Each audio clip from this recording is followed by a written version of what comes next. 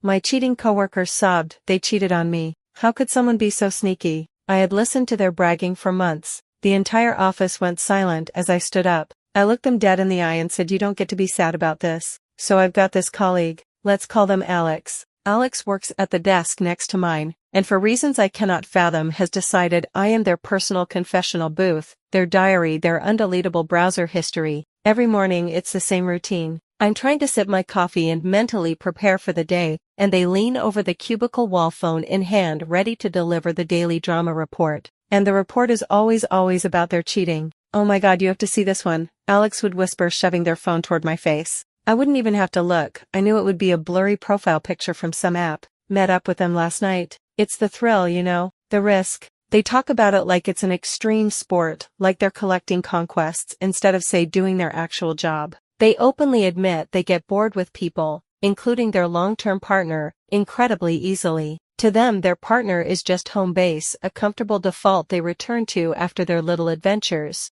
Just last week, they were recounting a weekend story. So I told my partner I was going on that hiking trip with my cousin, you remember? I didn't, but I nodded anyway, my mouse just frozen over a spreadsheet. Yeah, well, my cousin was this dude from Tinder. Alex let out this little giggle like a kid who successfully stole a cookie. My brain was trying to process it. My first thought wasn't even about the morality of it, but the logistics. How do you keep all these lies straight? Who has this much energy? I just wanted to get back to my work, to exist in a world that wasn't a non-stop soap opera. But confronting them felt like it would just open a Pandora's box of workplace drama I didn't want to deal with. So I just gave a non-committal wow crazy and turned back to my screen. That's my choice every day, endure the cringe or start a war. I always choose to endure. The weirdest part is the bragging is always followed by this weird unspoken need for my approval. After laying out the whole sordid affair, they'll look at me with wide expectant eyes and ask, wasn't that a close call? Or don't you think they were hot? It finally clicked for me, this isn't about the thrill of cheating,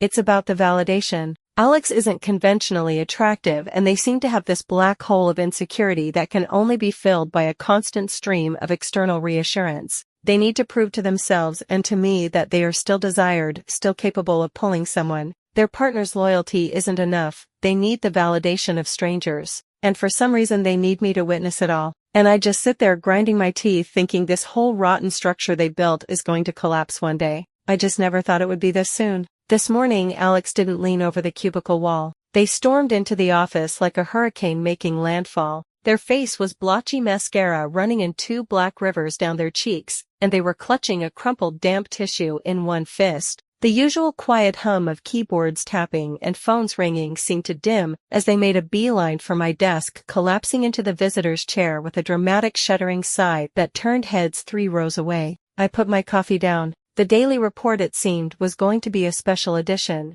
They cheated. Alex choked out the words wet and garbled. Can you believe it? They cheated on me. Before I could even form a neutral workplace appropriate response, they continued, their voice rising in volume and pitch. And they're leaving me because of it. And then the switch flipped. The self-proclaimed master of deception, the thrill seeker who just days ago was laughing about lying to their partner's face, was gone. In their place was a professional victim. They started talking about betrayal, about the sanctity of their relationship, about honesty. How could someone be so sneaky? They wailed, tears now flowing freely. To go behind my back, to lie to me like that after everything I've done for them. The dishonesty of it all. My brain just short-circuited. I stared at them, trying to reconcile the person in front of me with the person who had been my office mate for the past year. Was this a prank? Were they describing one of their own hookups and just got the pronouns mixed up? But no, the performance was too real. The self-pity was too thick. They were talking about dishonesty,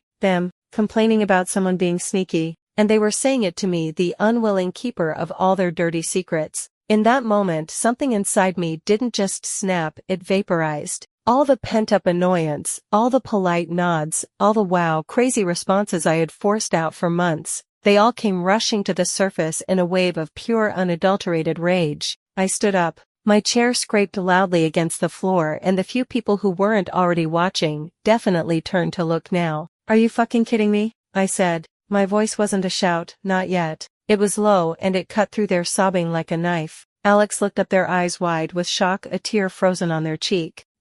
I continued, my voice getting louder. You were sitting here crying to me about someone being dishonest. You who literally invented a cousin to go cheat on a hiking trip? You who shows me a new Tinder profile every other week? You have the audacity to play the victim about the exact same shit you do constantly and brag about it. I was practically standing over them now. You don't get to be sad about this. You don't get to be shocked. You built this house of cards and you're mad it fell over. What did you expect? The office was dead silent. I might have gone overboard, but watching them try to claim the moral high ground was the most infuriatingly weird thing I have ever witnessed. For a few seconds, the only sound in the entire office was the low hum of the ventilation system. Nobody moved. Nobody typed. Alex just stared at me, their mouths slightly open. The performance was over. The crocodile tears had stopped, replaced by a look of pure, unadulterated shock as if it just slapped them. Then that shock curdled into something elsey, a hot dark flush of humiliation that crept up their neck. Without another word, they snatched their purse from the floor, pushed their chair back so hard it almost tipped over and practically ran towards the exit. The door clicked shut behind them and the silence they left behind was somehow heavier than before. I finally sat down, my heart hammering against my ribs. A part of me felt a grim electric satisfaction. It was like lancing a boil that had been festering for months.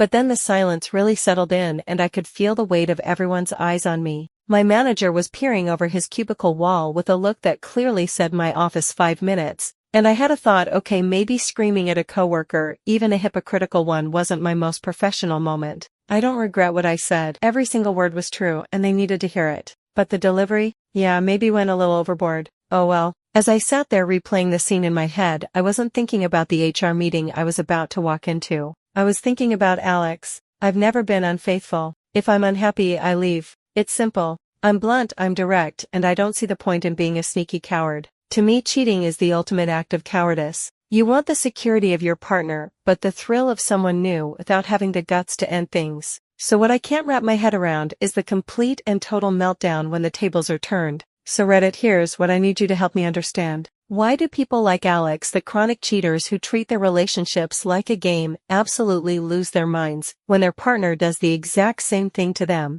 How can you dish it out constantly but be completely incapable of taking it? What is the psychological blind spot that allows you to feel righteously betrayed for a behavior you've normalized for yourself? Seriously, if you get bored that easily and need that much validation from strangers, why not just stay single? It's so damn weird, and I need to know if I'm the only one who sees the insanity in this.